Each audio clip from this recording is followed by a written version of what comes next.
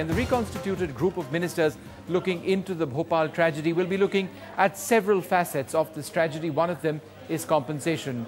Remember, several families of those who lost their lives and families who were affected by the Bhopal tragedy till date, many of these families haven't received a single penny.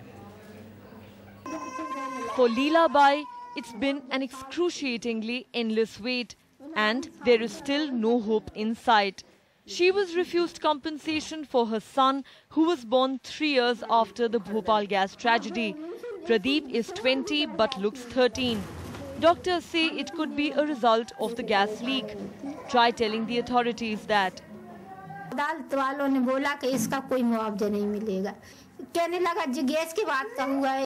40-year-old Nafisa Ali died of renal failure. A teenager at the time of the disaster, her life was a constant battle with sickness. All she got was a measly 25,000 rupees. It all goes back to 1989, when the Supreme Court brokered an out-of-court settlement between the Indian government and Union Carbide.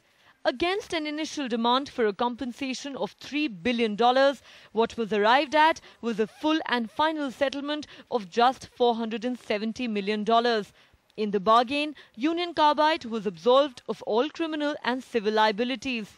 What was most shocking was the gross underestimation of the number of victims by the government. The $470 million compensation was meant for only 102,000 victims, quoted at that time by the government, despite widespread protests.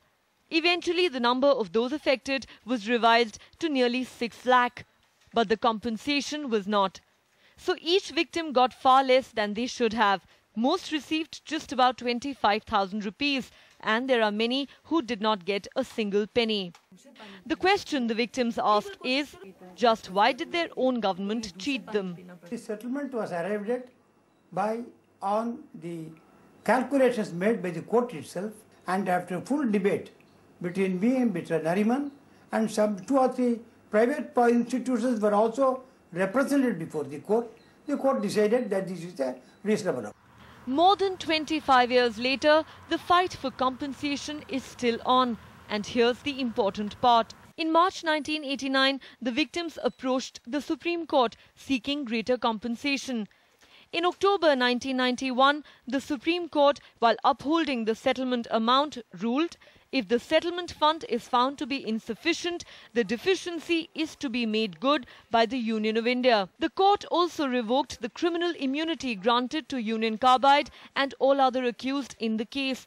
The criminal cases against the accused were revived in November that year. So the big question still remains, is it not the responsibility of the government to compensate the victims?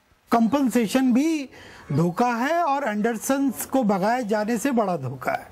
यदि भारत सरकार में तनिक भी नैतिकता बाकी है तो उसको कंपनसेट लोगों को करना चाहिए।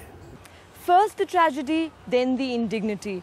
For the Bhopal gas disaster victims, it's been an endless saga of pain and suffering.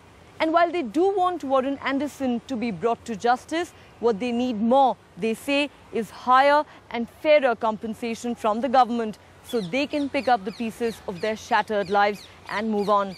Clearly, it is time for the government to act. With Rubina Khan Shapu and Rizwan Khan, Neha Khanna for NDTV. Tuba.com